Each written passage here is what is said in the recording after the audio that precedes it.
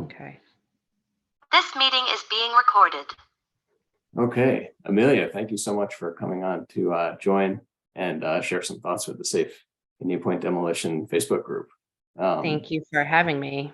Absolutely. So with that, I guess I'll get right into the questions. So first question, what if any concerns do you have with sending your kids to BV Elementary, considering the school's proximity to the ongoing demolition?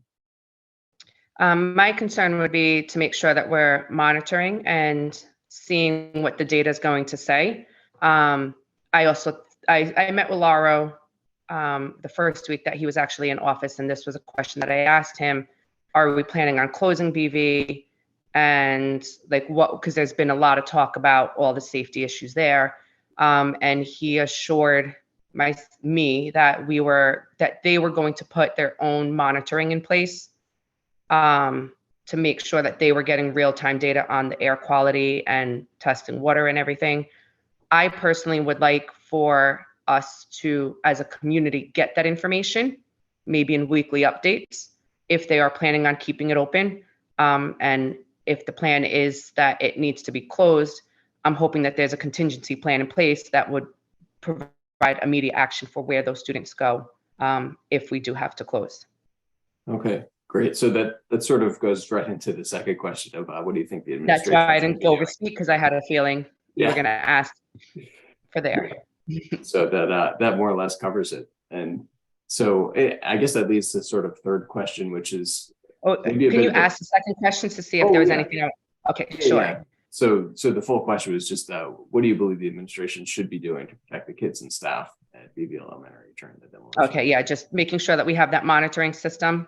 And not just for we really are focused on the school community, but we also want to make sure we're focused on the community in there at general. I would even say let's move the safety issue to the entire district, because FGL is also not that far away. The high school is not far away. So I would also love to see this being implemented district wide, not just at the one school, and making sure that the town and community knows the data that they are. And I think that we need to make sure we are in full contact with all of our key stakeholders, like Holchow, Harcum, Schumer. Like, we need to make sure everyone is involved. Perfect. Thank you. And so my third question is a bit of a tough one as a hypothetical, but as you may know, per the discussion of the monitoring, we're going to get $500,000 in state grant to be able to implement the monitoring program around the school during the demolition. As part of the process, they're going to be conducting baseline testing to set the parameters on which we're going to compare future data. And so it's a bit of an unthinkable thought, but what if the baseline testing itself reveals some sort of contamination that we all should be aware of, or hopefully would have known about by now?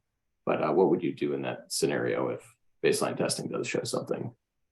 Like I said, I think that we should have a contingency plan to remove students immediately then. So that right now currently houses our second and third graders. I think immediate plan would be send second graders to maybe FGL, make sure that there's space for them there and have a plan in place, and third graders then to maybe Furnace Woods. If need be, move fifth grade to the middle school. And then long term, I think we need to think about what if BV has to be closed. And I think that could actually answer a lot of questions if we have a plan in place of, with enrollment numbers already being down, could we set up a plan that's closed regardless, and then have, like I said, fifth graders going to the middle school?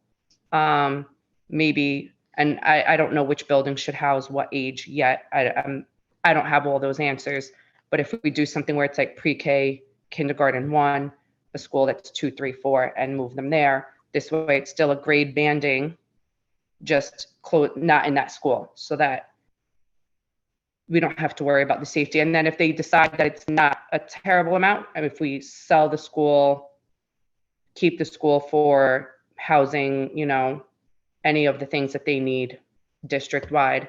And I also think we need to really make sure we're contacting federal and state on additional funding to possibly cover, maybe if we need to build onto a school for those accommodations, because if that's deemed unsafe, that should fall on someone providing supports for us. And I think that that should be something where we're really lending our time to, finding money, advocating for the safety, and definitely having a plan in place, like an immediate plan, and then follow up of like I said, immediately move the kids out if need be, depending on like the data and what's deemed safe, unsafe.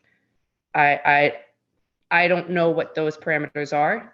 I think I read someone said that those safety measures haven't been updated since the 70s. So I don't know if that's something that we also need to look at. I appreciate you guys really harping at like taking care of a lot of those things, because we all have to like divide and conquer of where we can spend our energy. So I really appreciate you guys doing that, because that is something maybe we need to look at. What are the safety parameters we're using, and have an immediate plan, and then have a long-term plan. That's great. Thank you.